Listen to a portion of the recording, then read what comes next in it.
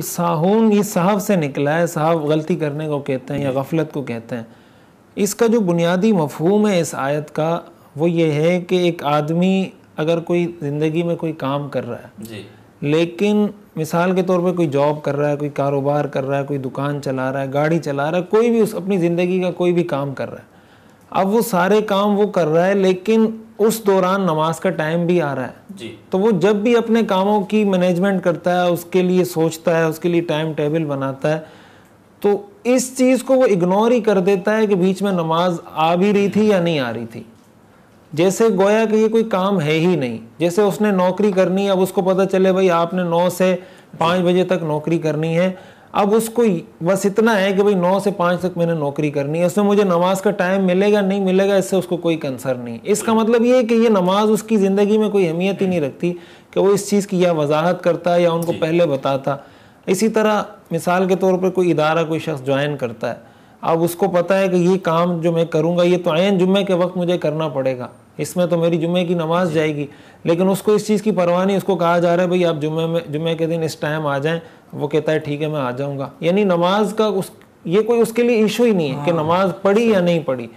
اسی طرح جیسے ہمارے یہاں بہت ساری کلاسز ایوننگ میں ہوتی ہیں, یونیورسٹیوں میں بھی ہوتی ہیں, ٹیوشن سینٹر ہوتے ہیں, انسٹیٹیوٹس ہوتے ہیں.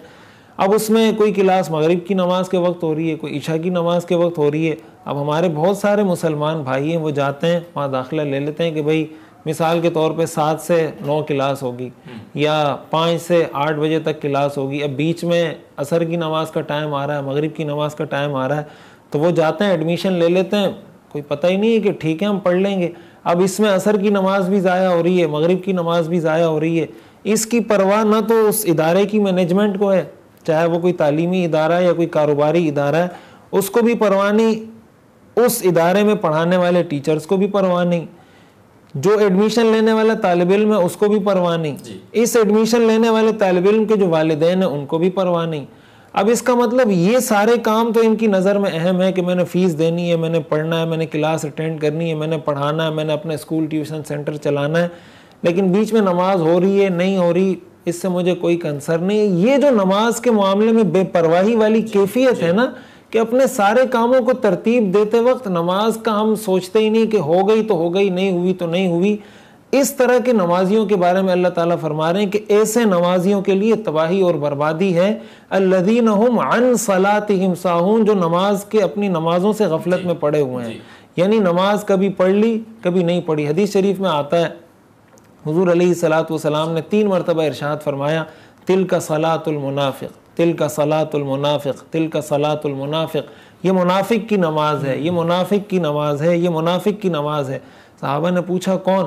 آپ نے فرمایا یجلس یرقب الشمس, بیٹھا ہوتا ہے سورج کو دیکھ رہا ہوتا ہے, حتی اذا کان بین قرنی الشیطان, جب وہ سورج شیطان کے 2 سینگوں کے درمیان آتا ہے, قام فنقر 4, تو کھڑا ہوتا ہے اور اس طریقے سے 4 سجدے کرتا ہے جیسے پرندہ کوئی دانہ اچکنے کے لیے زمین پہ دانہ اچکتا ہے, اس طریقے سے جلدی جلدی 4 سجدے کرتا ہے. لا یذکر اللہ فیہا الا قلیلا, اور بڑا تھوڑا اس میں اللہ کا ذکر کرتا ہے. اب حضور نے اس نمازی کو منافق قرار دیا ہے جو عصر کی نماز کا وقت ہو گیا, وہ کہہ رہا اب میں تھکا ہوں, اب بعد میں پڑھتا ہوں, بعد میں پڑھتا ہوں. بالکل مغرب کی نماز کا وقت قریب آ گیا, سورج پیلا ہو گیا, اب جلدی جلدی کھڑے ہو کے 4 رکعت نماز پڑھ لیتا ہے.